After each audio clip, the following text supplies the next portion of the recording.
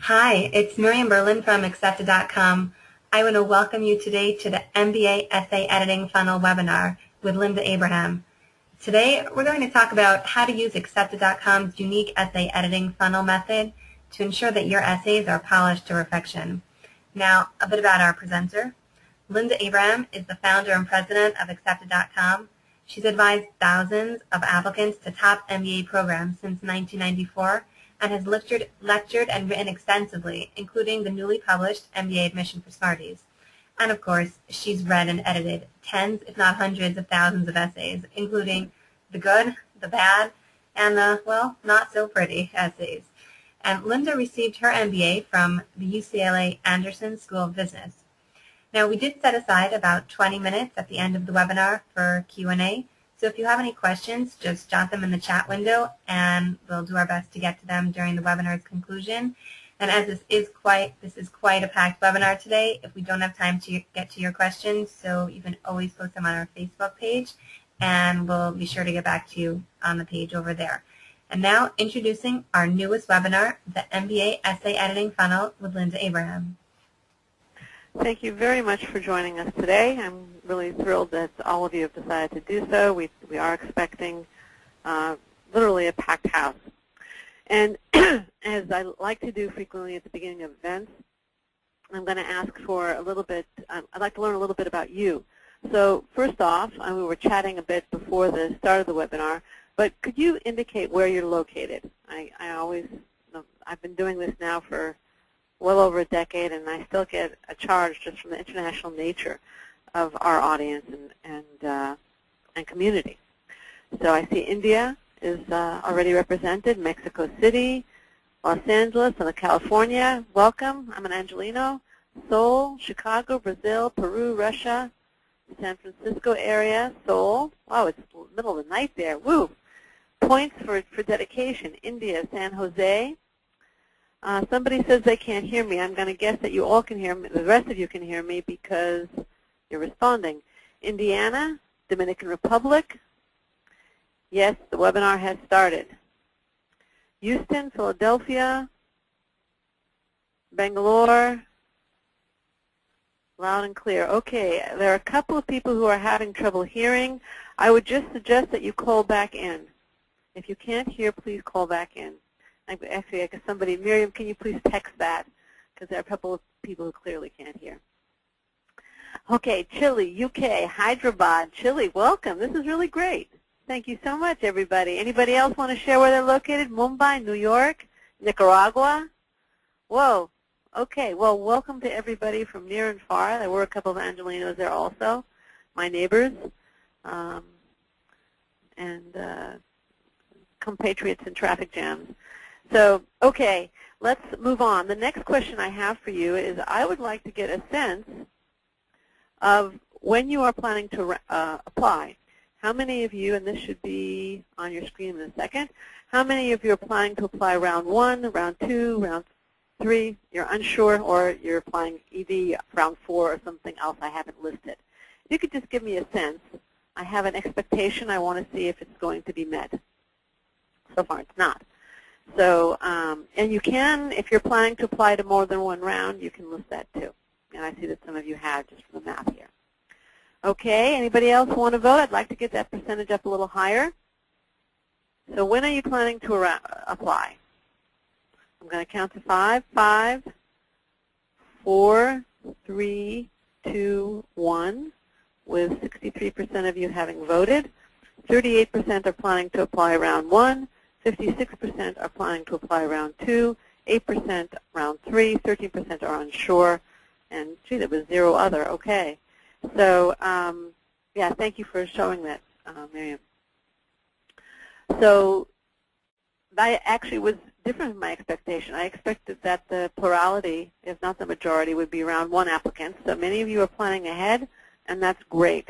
And again, I do believe that there will be information of value to you also if you don't yet have drafts in the course of the webinar. Now, as Miriam said, we here at Accepted.com have reviewed lots and lots and lots of essays. We've read great essays that I can remember 15 years after having read them. We've read terrible essays that are completely forgettable, or some are memorable because they're actually so bad.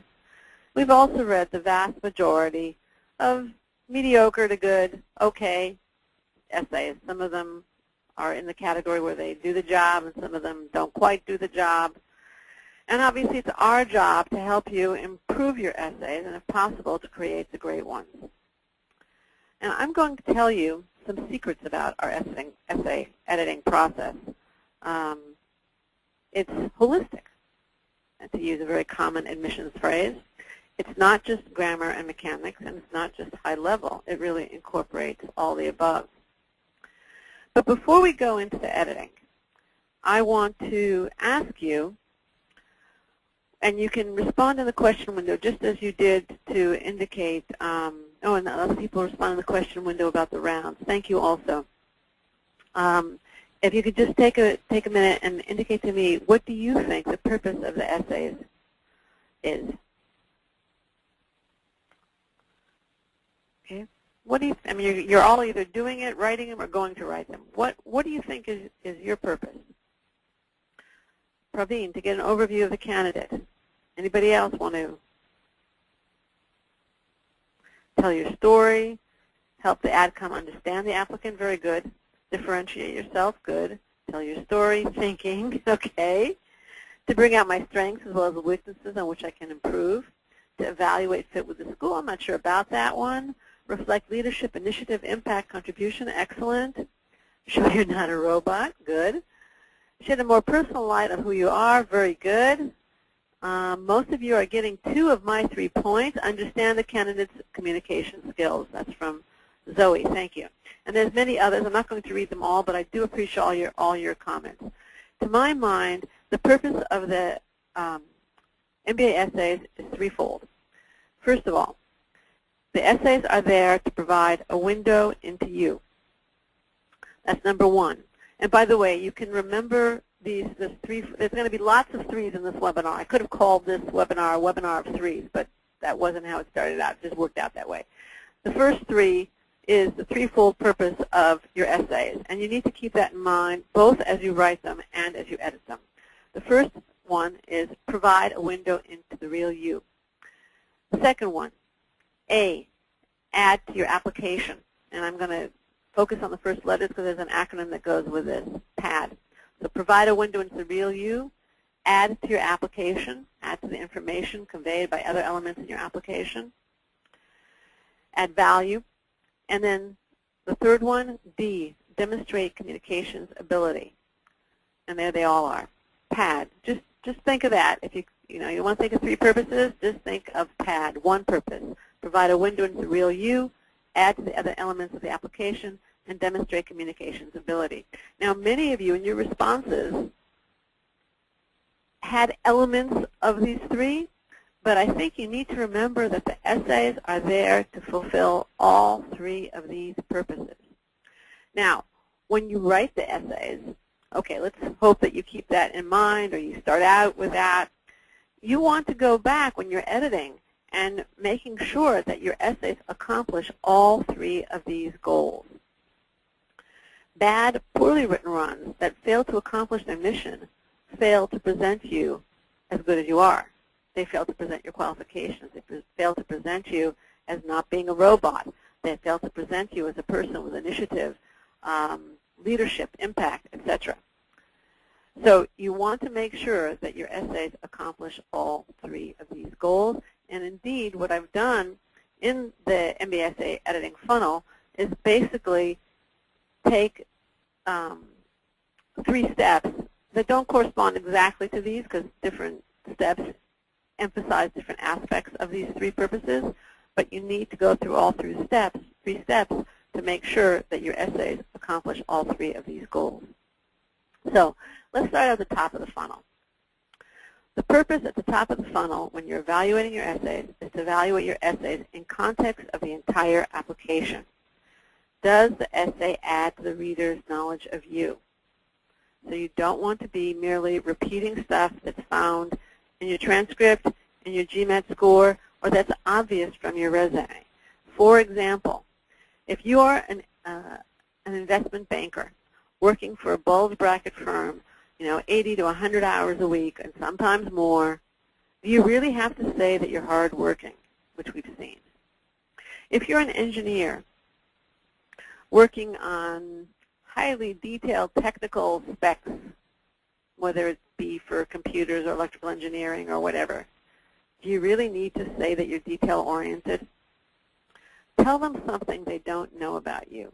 What they frequently don't know, based on the information in their essays, is what's motivated you to make the decisions you've made, what you've learned from the experiences that you've had. Those are the kinds of things, or some of the details and some of the specifics of the challenges you faced. So make sure that your essays complement the other elements of the application and each other, and add to the reader's knowledge of you. And then, do the essays introduce a dimension of you, this is closely related to my last point, not obvious from the boxes, the transcript, and the resume? Because if they don't, sorry, it's a fail. And frankly, if they don't, you really have to consider rewriting what you've written. If they're not adding value, they're just wasting people's time. And people don't like to have their time wasted, especially when the people who are trying to decide whether to admit you in a highly competitive applicant pool. Then, do the essays as a whole introduce you as a real person, a unique individual with real motivations and personality to the reader? You don't want to just blend into the crowd. You want a portrait of you as an individual to come out. So, are there stories being told there that only you could tell? Are there analyses of events being given there that only you could provide? Are there insights that are truly and genuinely yours and not just out there belonging to the crowd as a whole? Now, many of you will have received, and if not, I'll put it on the screen in a minute, a PDF of a Do Not Write Like This essay that we have posted on the site. Now, it was disguised. It's not a verbatim essay. But trust me, I've read many of just like that, where you don't meet the person there. You meet a rather pompous individual, so there's certain pomposity to that essay, but he's almost hiding himself in that essay. That's not what you want to be doing. Now, and so again, in terms of the purposes of the essay, when you're looking at that top of the funnel and you're looking at them in context of the application, what you're primarily looking at is, well, two things. Does the essay provide that, the essays as a whole, with the real you? And then are they adding value to the application? That's the top of the funnel. Let's move to the second step. Individually, middle of the funnel, let's look at each essay. This area is really where you combine all three elements of PAD, because you're going to look at both whether each essay provides a window into you, whether each essay adds value, and then of course, is it well written? Is it structurally sound and kind of on a macro level? Does it answer all elements of the question posed? Okay, many of you are going to be adding questions with multiple components, right? What are your short-term goals? What are your long-term goals? How will our program help you to get there? Or tell us about a time when, what did you think, feel, do, how did you learn from this experience? You have to make sure that you answer each element of that question. And if you only have one question, it might be somewhat easier, but make sure that you're also asking that question, answering that question, and not answering the question you wish you would have been asked, or the question that you asked or that you responded to on your last application. Make sure you are responding to the questions posed. Does each essay have one central idea that is well supported by at least one engaging example? Again, if not, you need to rewrite the essay. So, if you are asked, tell us about something you did well, for example, that's Harvard's answer, Harvard's #1 question, then you have to talk about something, that's one thing, that you did well and you probably are going to want to analyze it, and that's going to be your main theme. You did well because of X, or you're proud of having done this thing because you faced Y, whatever challenge it was that you faced. You can have different themes around the event, but there has to be one core idea or one theme that you are trying to convey in the essay. If there's no core idea, which would be, I think, in the essay that I sent out as an example of how not to write, then, again, the essay just doesn't work, and you might have to rewrite it. If, on the other hand, you have stuff in the essay that's extraneous or doesn't support it, then perhaps it can come out, and maybe you'll have room to strengthen your essay, or you simply don't, just have something you can cut, which is particularly good if you're over length, over the limit. And then ask yourself, is it logically structured? Do things fit together? Does it build on this, the introduction lead into the body, lead into the conclusion? Now, you can logically structure something in a variety of ways. Certainly, one very common one is chronologically. That makes sense. It's easy for people to follow. Another one is thematically. Maybe you'll have, again, an idea tying, a concept tying something together. So if you want to write about your future goals, you might start out with the IPO of your future company, circle back to a startup experience that you've had, then go to how, I don't know, Stanford or MIT's entrepreneurial program or whatever program you're applying to, or Harvard's entrepreneurial focus and business plan, required business plan for all students, helped you get to a point where you were launching your business, and then basically for the next 5 years you're a startup, and then you get to IPO. So the whole thing is a theme. Your entrepreneurship is the theme, but it's a thematic theme. It's not necessarily chronological. Now, sometimes structural problems can be easily fixed just by ordering material in a more logical way. Sometimes, if there are gaps or things seem a little bit disjointed, just improving transitions between paragraphs and between topics in an essay can help your reader come along with you for the ride. And sometimes, again, essays are so flawed structurally that you may have to start over. But clearly, it's better to start over at this stage of the game than to have to start over by reapplying because your essays failed to present you. Now, I'm wondering now, and again, the last point I wanted to make here is the importance of examples in your essays. So you have a theme. You even have made a logical argument that supports your theme, but have you made good use of examples? And why are examples so important? Examples are important because they make your essays distinctive. Ultimately, you are all applying to graduate schools of management. Presumably, you all aspire to leadership roles in business. And in a general sense, your goals are all the same. But let me ask you something now. And again, I'd like to see a show of hands in this case, and you can find the hand icon on your dashboard. If I ask you, how many of you volunteered in college? Can you please raise your hand? I'll give you a few more seconds. We've got lots of people, lots of hands going up. Keep them coming, keep them coming. How many of you volunteered in college? How many of you are awake? How many people are attentive? Okay, come on, folks, listen up. All right, we have about 46% having volunteered in college.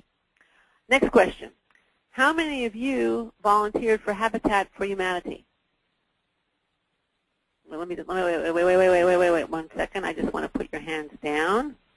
And then, yes. Okay, let's try this again. How many of you volunteered for Habitat for Humanity?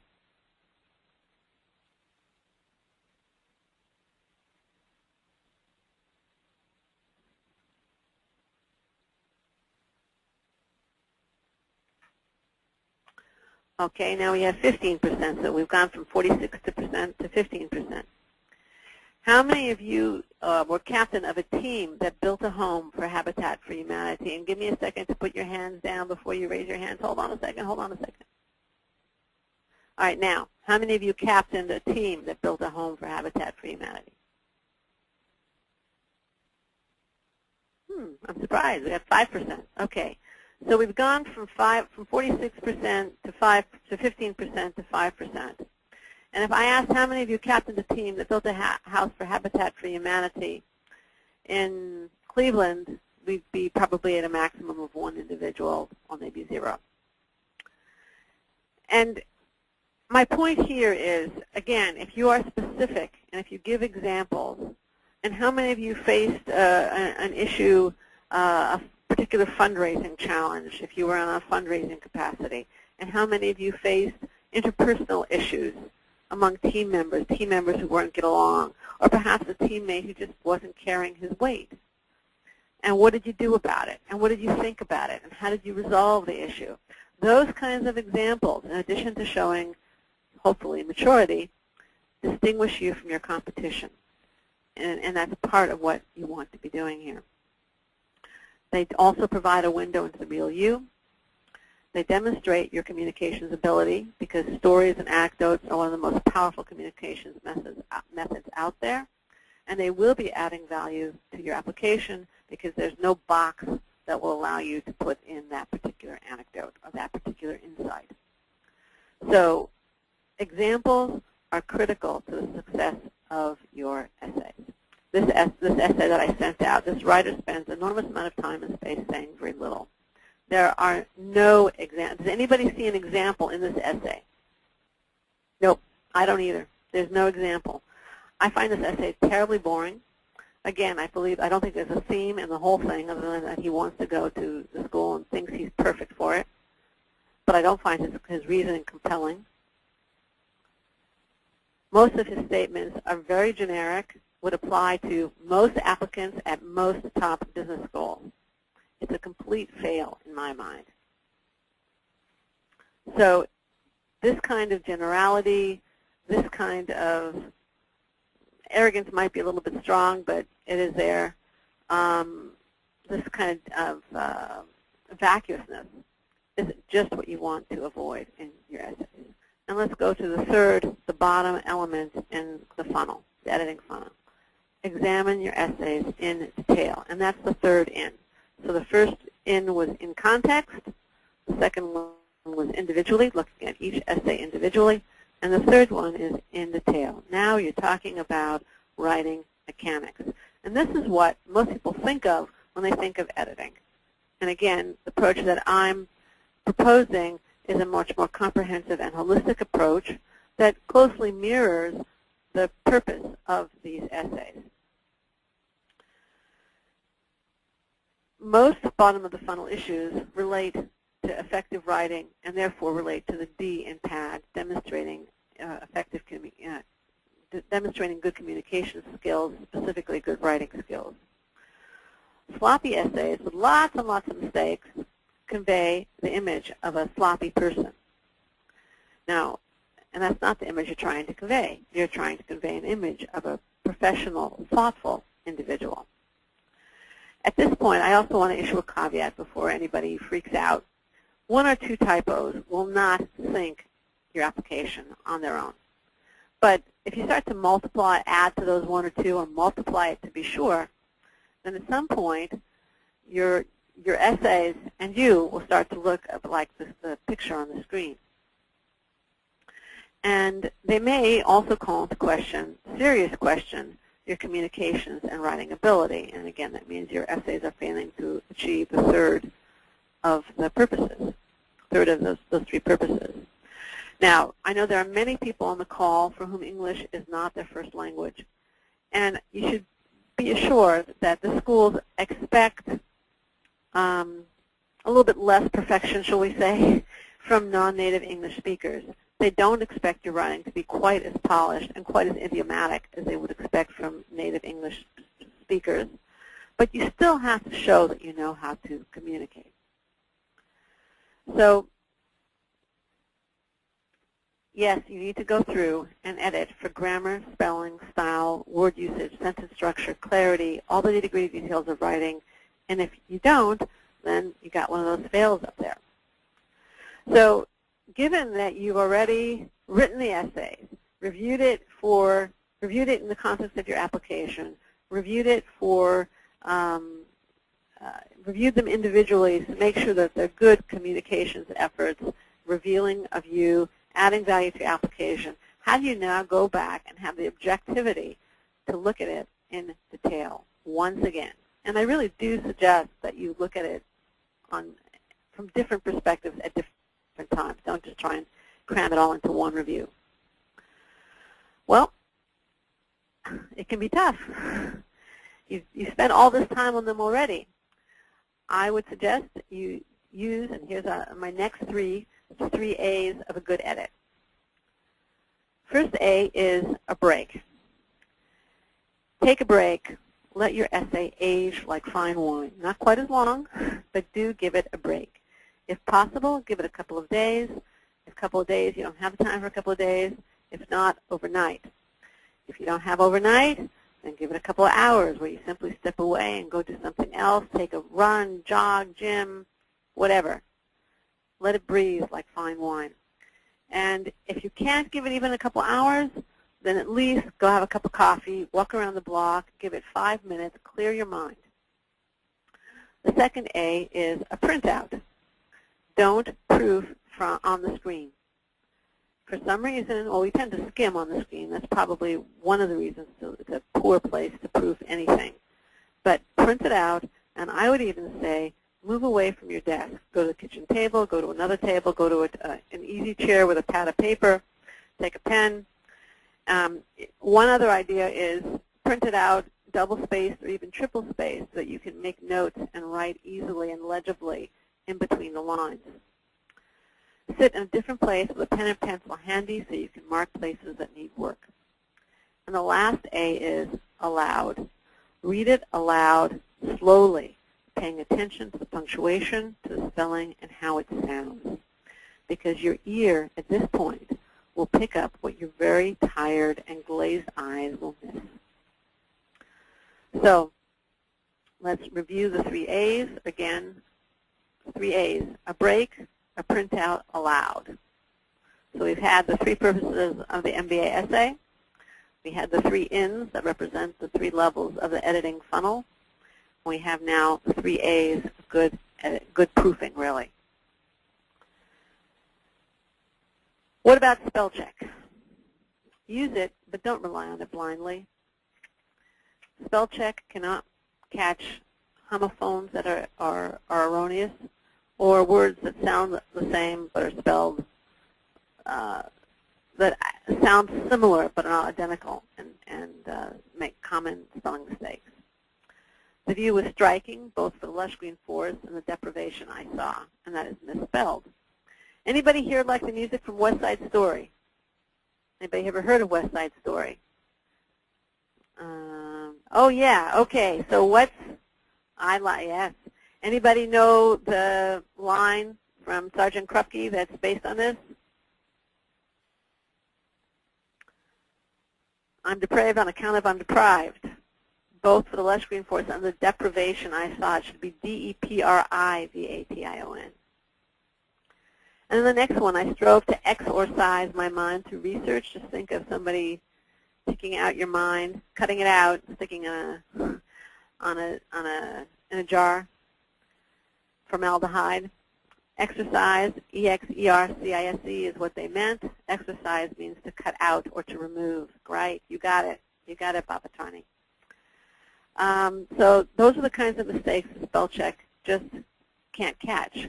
And that human being, the exorcist, exactly, these are the limits of spell check. So use it, but don't rely on it. And certainly, if it's giving you suggestions, make sure you know what those suggestions are for. So let's review. And as we review, have your fingers poised over the keyboard, because I'm going to be giving away copies of MBA Missions for Smarties to winners. Okay, so if you're in the United States or in a country where in the United States, basically, you can have a choice of the paperback version or the Kindle version. If you're overseas, we'll happily provide you with a Kindle version. And if you don't have Kindle, it's not an issue. You can also read it on your computer with their program. So, okay. Who can give me the purpose of the essays? What does PAD stand for? PAD, okay, what does PAD stand for? Good. Good, Haral. All right, Ilsa, you got it. Window into you. You got it. Provide a window into you, add to your application, communications ability. You got it, Ilsa. Thank you. Miriam, we'll be in touch, and most of you seem to have it too. Great, wonderful audience. Thank you very much.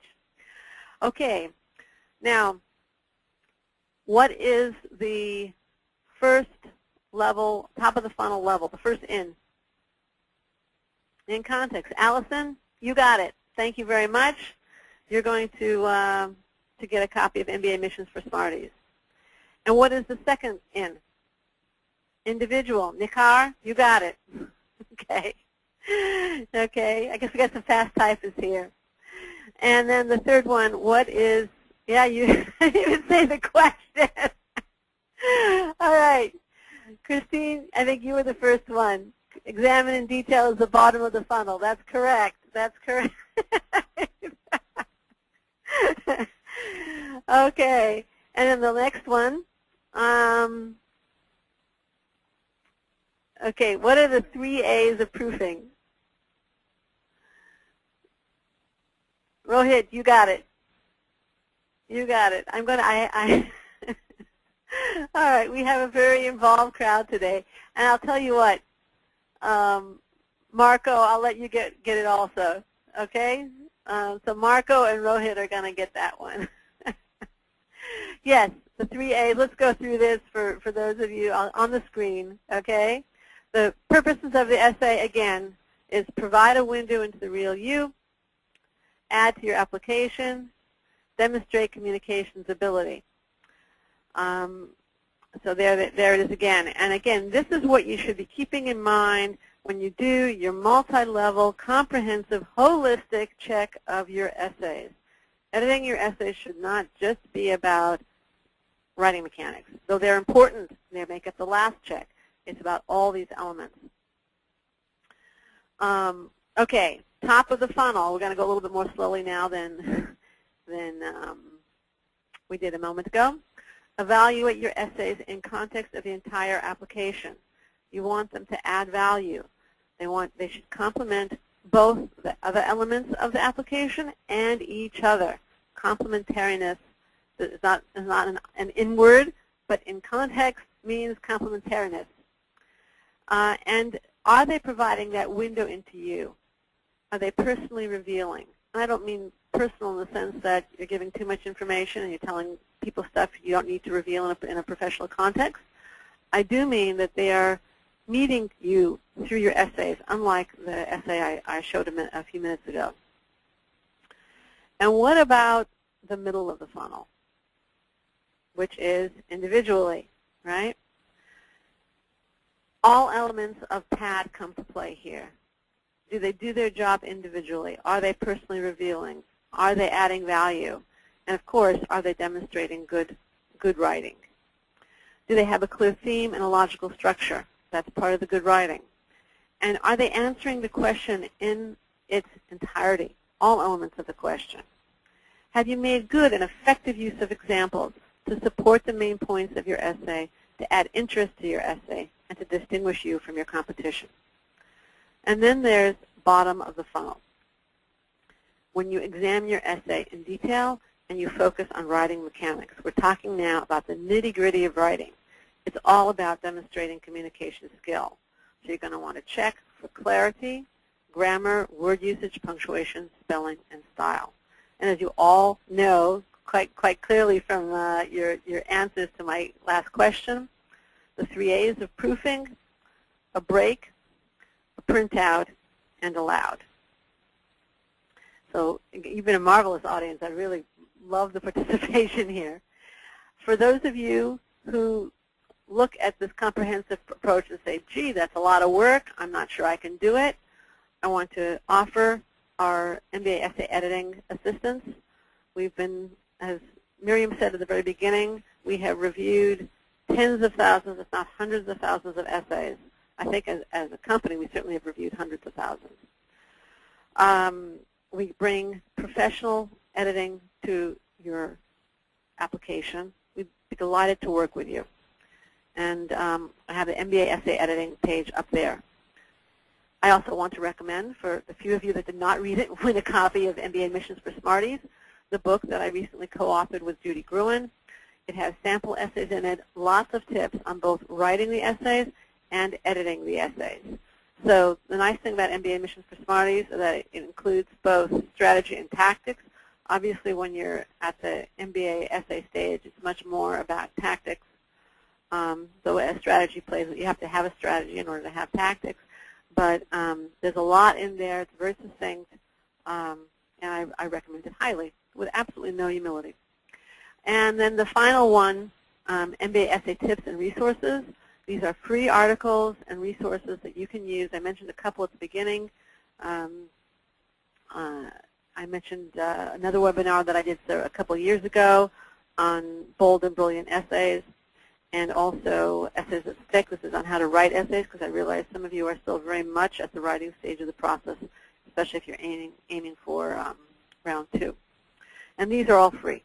So you have different price points available to assist you. And at this point in time, I'm very happy to take any questions that you might have. And again, I want to thank you enormously for your participation. You've been a marvelous audience. Rahul asks a very interesting question. He says, thank you very much. If I won an award, which is mentioned elsewhere on my app, do you still recommend I still use that story for an essay which asks for my greatest accomplishment?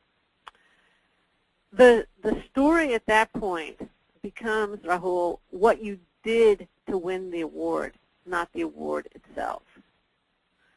In other words, that you got the award, why you got the award, how you got the award, what you learned from the process could make a great essay.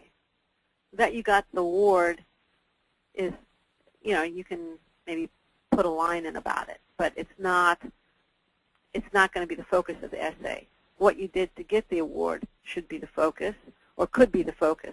Whether it should be the focus will depend on what else you have to write about and the questions and the school and all that. So I can't answer definitively, but if you are going to write about it, again, the focus of the essay would be the events that cause you to get the award, not just getting the award. Would you recommend that we also discuss any shortcomings in the essay? Well, that would depend on the question. If the question asks for weaknesses, failures, whatever, all those things that we hate to talk about and hate to acknowledge, then yes, you would want to discuss shortcomings. I think that when you're asked to discuss shortcomings or failures, you have to honestly own up to them.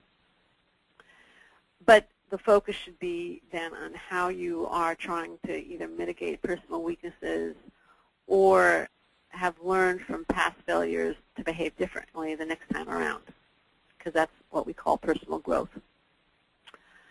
And that's what schools want to see. Let's see. So Praveen, thank you very much. Next question. Zoe also asked, you guys are a great audience. Zoe asks, what's your take on showing leadership potential in the essays? Most top business schools want to see potential in the form of experience.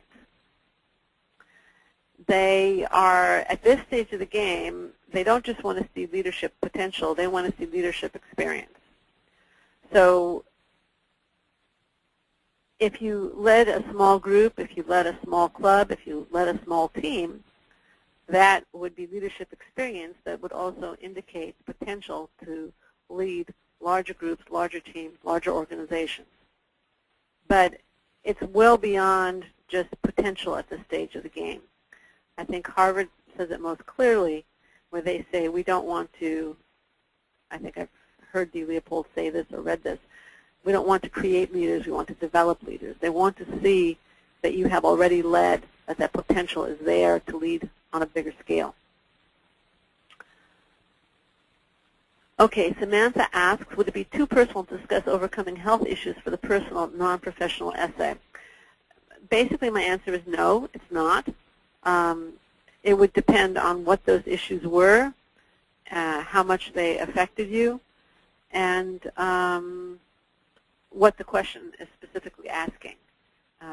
You know, there are different kinds of personal, non-professional essays also. So, but on a kind of categorical way, I would say no, it's not too personal, especially if this illness had a major impact upon you. That's a good problem. Baba, apologize to anybody whose name I mispronounced. Baba Tarani asks, I have a question for you as well. If we have many achievements, should we write about just one as an example? Ah, that's a good problem to have. I bet, raise your hand if you'd like to have this problem. Got lots of hands going up. Lots and lots of hands going up here. Yep, lots of hands going up. It's a great problem to have. If you have lots of achievements, you clearly cannot list them all. And what I would do is just focus on the most significant one, or two, depending upon your essay questions. So certainly if the question asks, tell me about a time when, then talk about one achievement. If you get 3 questions, I think MIT asked, tell me about a time when, and 3 different questions, then you have 3 opportunities to discuss, hopefully, different achievements in that part of it. If you can bring out different achievements and different answers to different questions, that would be the ideal. You can also highlight achievements in your resume and in job history just by focusing on impact much more than on responsibility, and you should do that. So I hope this has been somewhat of a helpful question, a helpful response, but it's a great problem to have. Okay, Ranjitha asks, and again apologizing for mispronouncing names, how can I bring about my accomplishments in cultural programs? I'm not quite sure. I assume this would mean like organizing cultural fests, or perhaps leading a band or leading a dance troupe or play group or something like that. The best way to highlight achievements is to somehow quantify them. And that's not always possible, but when it can be done, it's a very effective way. So for instance, if you led a band of 4 or 5 and you managed to get more engagements than had ever been done and grew revenues by X% or dollars or euros or whatever currency you want to use, that would be a sign of achievement. If you play to increasingly large audiences, that would be a sign of achievement. Then there are more qualitative kinds of achievements. I guess in a cultural context or performance context, that could be playing increasingly difficult music. It could be perhaps mentoring someone to a level of achievement that that person had never achieved before. So there can be different ways to do that. But again, I think I like the fact that you folks are all focusing on achievements here. That's great. Again, some of this can be brought out in your resume or activity history just by focusing on achievements and things that you accomplished, impact you had, as opposed to just describing responsibility. All right, let's see what else we have here. Huang asks, would you recommend creating a matrix to make sure the elements you want to convey are captured, covered by different aspects of your application? What I recommend, and again, we have it, it's actually a Google Doc, is that you make a spreadsheet or notes where on the left-hand column you have experiences that you're particularly proud of. And across the top, you have the character traits that you feel these experiences reveal.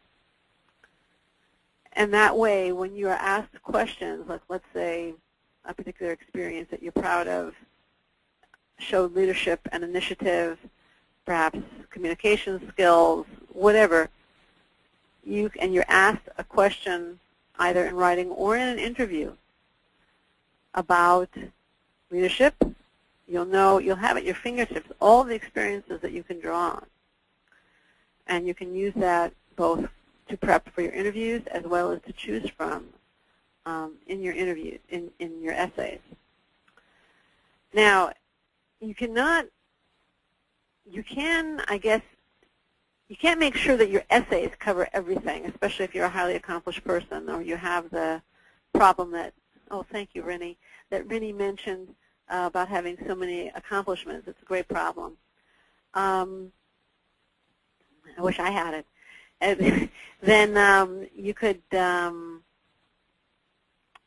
you can't ensure that your essays cover everything, but you can sure try and make sure that the accomplishments, or as many of them as possible, are also highlighted in your resume and activity history. The final thing you can do, if you have any influence over your letters of recommendation, in other words, I'm not so much saying that you should write them because I know you shouldn't, but if your recommenders are open to input from you, if you could perhaps ask them to write about some of your achievements, even if you were not able to write about them in your essays. It's another way to go. So thank you for, again, great audience today. Thank you very much for your questions and your participation. Rahul asks, do you think LORs also need to be edited on lines of essays? If the recommender can be guided on generic expected outlines and content with examples, is it more natural and effective? I'm not sure it's more natural, but I will tell you that on generic letters of recommendation saying how wonderful you are but not providing any examples are really damning with faint praise. And examples, if examples make essays, it's equally, if not more so, important in the in letters of recommendation. Letters of recommendation without specifics and without examples are basically useless. So if you just have some kind of great ode about how wonderful, amazing, incredible, intelligent, etc. that you are, without any examples of achievements or accomplishment, that letter of recommendation really is doing nothing for you.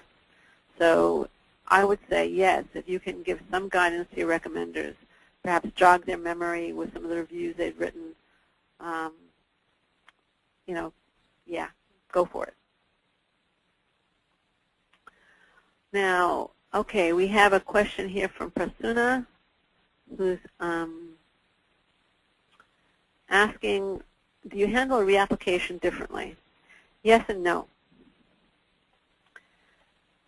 Yes, you handle it differently in the sense that you really want to focus your reapplication on things that you've improved since you last applied when you were rejected.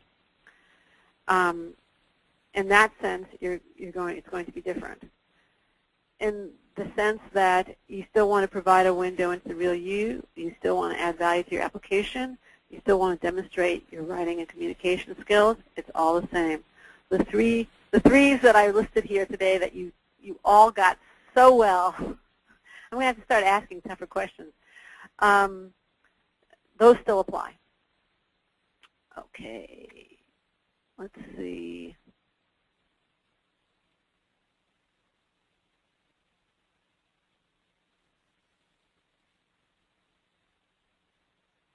Christine asks, I wasn't active in college due to a tough major. Should that be explained in optional essay? Well, first of all, that would imply that you're active now. And if you're active now, I would think that's going to even carry more weight than not having been active several years ago. So I would say no, you wouldn't want to, quote unquote, explain that in an optional essay. The other reason I wouldn't want to explain it is because there are people who had tough majors and were active. So your explanation could really risk coming across like whining. And again, if you've been active since college, the fact that you weren't active then really won't matter because you've been active more recently. And it can be changed. Let's see, what else do we have here?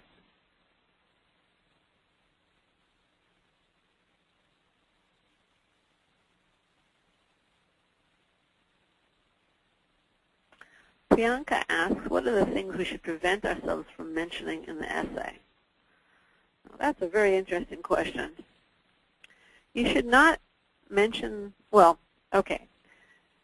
When applying to American graduate programs, realize that unless there was something truly remarkable, or the question specifically asks about, family and childhood, anything prior to college really just isn't that important. So the fact that you were perhaps class valedictorian in 10th grade is just completely irrelevant. And to an American graduate school sounds kind of funny to mention. So I wouldn't go back that far. If there was some seminal experience in your teen years and you have a question that's asking about growing up or something like that, then by all means. But if most of the questions are asking about professional experience or recent events, then again, just don't go back that far. I also would I would avoid mentioning things that you would not be comfortable discussing in a professional context. You are applying to professional school.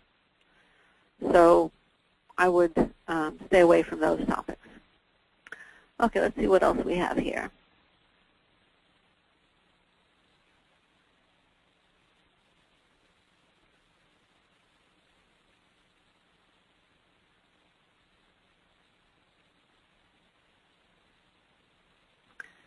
Ashley asks, what should mainly be discussed in the optional essay? Well, the optional essay should, let me first say what it should not be. It should not be a grand summary of your entire application. If anybody has any thought to use their optional in that way, forget it. Just don't do it. That's number one. Number two, it should be, it should complement the other essays. It should follow everything else that I said here today. If the optional essay is restrictive, many of them say if you have something to explain, if you have a weakness you want to bring out, if you want to say why you didn't have your boss write your letter of recommendation, if you had a bad semester, if you have a gap in your employment, then explain it here. If you don't have something to explain, don't explain anything.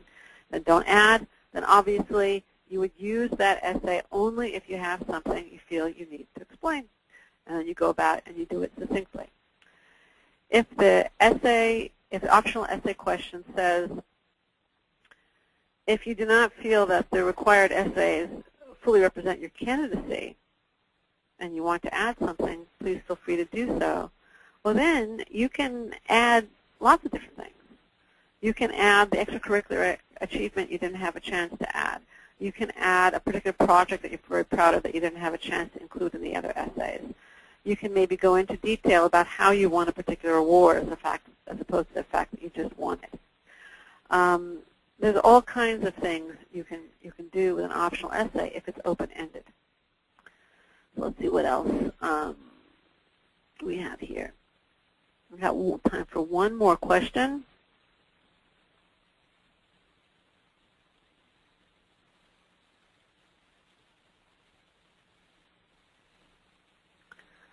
Let's see.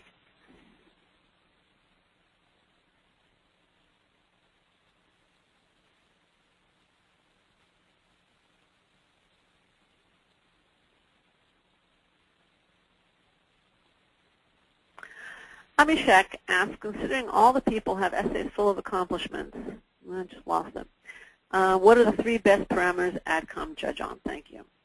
That varies slightly from school to school, Abhishek, and it also, I think it even varies from applicant to applicant on some level. Obviously, they're going to look closely at academics. GMAT score, grade point average, etc. They also want to see above average progression on the job. So if you have just been kind of going along on your job, getting your raises, getting typical promotions, at top business schools, that's not going to be enough. At lower down the rankings, that may very well be, but not at the top. And probably the third thing that all top business schools look for is leadership. I say leadership and impact. So those would be the three, in my view, the three top parameters if I have to limit it. Now, some schools may value initiative a little bit more. Some schools may value quantity of experience a little bit more. Some schools may value impact and a little more, or teamwork. But I think if I had to choose just three, those would be the three I would choose. So again, I really, really want to thank all of you for attending. I hope you found this valuable. Oh no, I'm told I have two more questions. So I'll take one more question and then I'll close up. Let's see.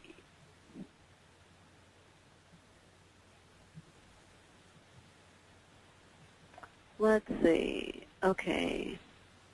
Nick R. asks, first, thanks for the book. My question, how does one get started with working on the essays?